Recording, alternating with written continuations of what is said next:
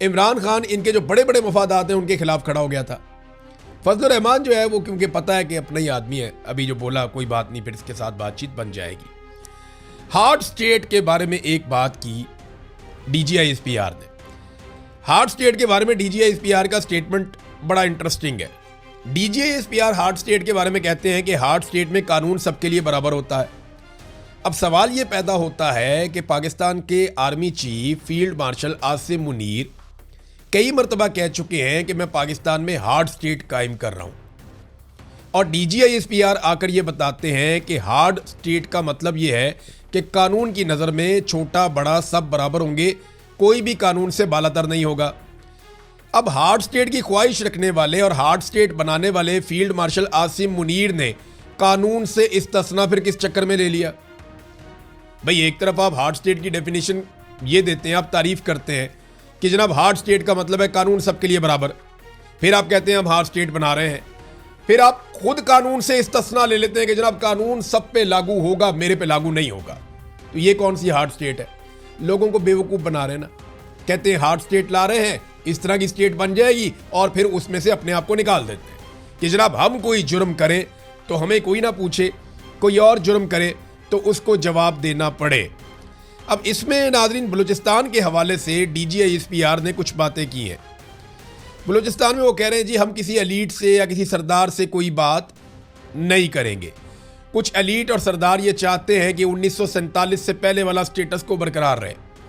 वो स्टेटस को ये कहते हैं गरीब का बच्चा पढ़े लिखे ना, तरक्की ना करे, डॉक्टर ना बने, इंजीनियर ना बने, फौज में ना जाए, कारोबार ना करे, कुछ ना करे, क्योंकि वो मेरा गुलाम रहे, बंदूक उठा के मेरे लिए चलता रहे।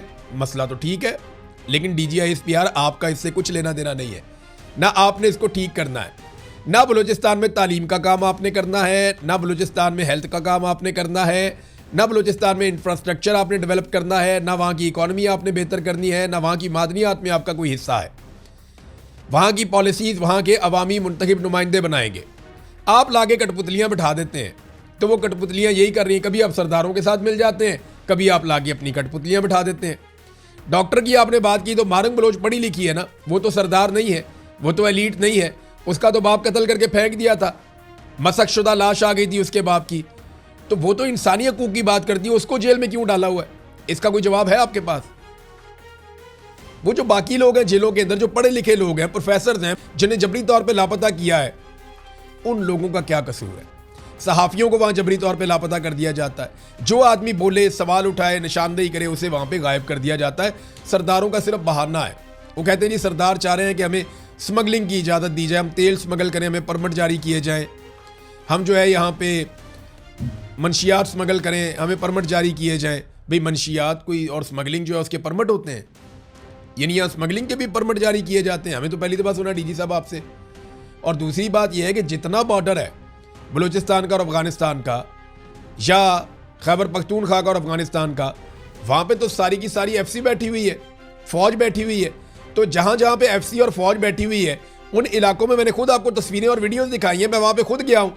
वहाँ पूरे बॉर्डर के साथ साथ सारी मंशियात उगी हुई है, सारा मंशियात का कारोबार वहाँ पर हो रहा है।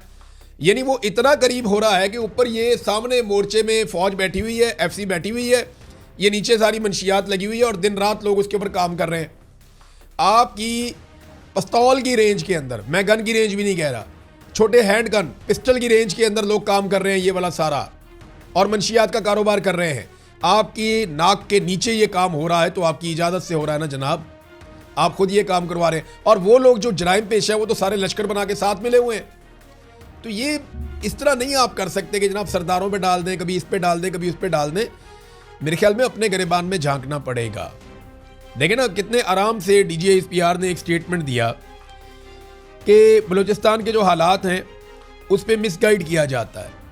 DGISPR कहते हैं जी बलूचिस्तान में जानबूझकर बदअमनी का तासुर फैलाने की कोशिश की जा रही है। नहीं, तासुर है ये, दहशतगर्दी का तासुर फैलाने की कोशिश की जा रही है। दहशतगर्दी इतनी नहीं है, हालात इतने ख़राब नहीं है जितना तासुर फैलाया जा रहा है।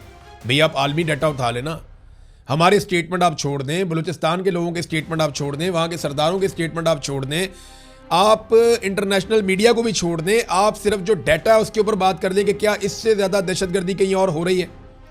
वो पूरी ट्रेन पे कब्जा कर लेते हैं, पूरे पूरे शहर को खाली करवा लेते हैं। जब दिल करता है पुलिस की गाड़ियां छीन लेते हैं, जब दिल करता है बैंक खोलते हैं, वहाँ से पैसा लेकर चले जाते हैं। जब दिल करता है जिस सड़क के ऊपर चाहते हैं वहाँ पे गाड़ियां रोक के उन्हें आग लगा देते हैं। जब दिल करता है लोगों को अगवा कर लेते हैं, पुलिस वालों को भी अगवा करके ले जाते हैं, लेवीज वालों को भी अगवा करके ले जाते हैं और उन्हें कत्ल करके फेंक देते हैं। और सिक्योरिटी पहुंचती भी नहीं उनकी हिफाजत के लिए। तो अगर इन सारी चीज़ों को प्लस और माइनस करें तो ये तासुर फैलाने की कोशिश नहीं की जा रही, ये आईना दिखाया जा रहा है कि दहशतगर्दी हो रही है, इसको रोको। इसी तरह 1971 में जब पाकिस्तान टूट रहा था, उस दौर में जो लोग निशानदेही करते थे ना, उनके बारे में उस दौर के भी DGISPR या इस तरह के लोग जो हैं वो ये स्टेटमेंट दिया करते थे। वो इसी तरह से बात करते थे, जनाब ये तो गलतफहमी फैलाई जा रही है, वहां तो हालात सारे ठीक हैं, ये तो तासुर बनाया जा रहा है, वो तो हमारे कंट्रोल में है, हमारे भाई हैं, हम सारे इकट्ठे हैं, हमें कोई शिकस्त नहीं दे सकता, हम जनाब लड़ेंगे, हम खड़े हैं अपनी जगह के ऊपर, मुकम्मल कंट्रोल है। सुबह पता लगा जी यहाँ पे तो सरेंडर हो गया। अगर उस वक्त आप उन लोगों की बात सुन लेते जो आपको हकायक बता रहे थे, तो आपको 90,000 फौजियों को हथियार ना फेंकने पड़ते और ना पाकिस्तान दो टुकड़े होता। लेकिन उस वक्त भी आपने आंखें बंद रखी और आज भी इसी तरह कह रहे हैं।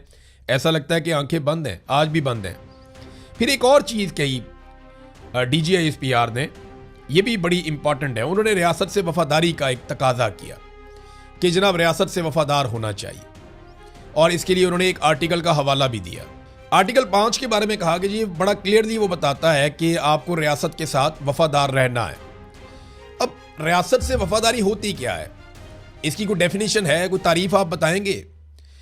रियासत से वफादारी का फर्ज है क्या? लोग अपना टैक्स जमा करवाएं, लोग टैक्स देते हैं, टैक्स चोरी हो जाता है।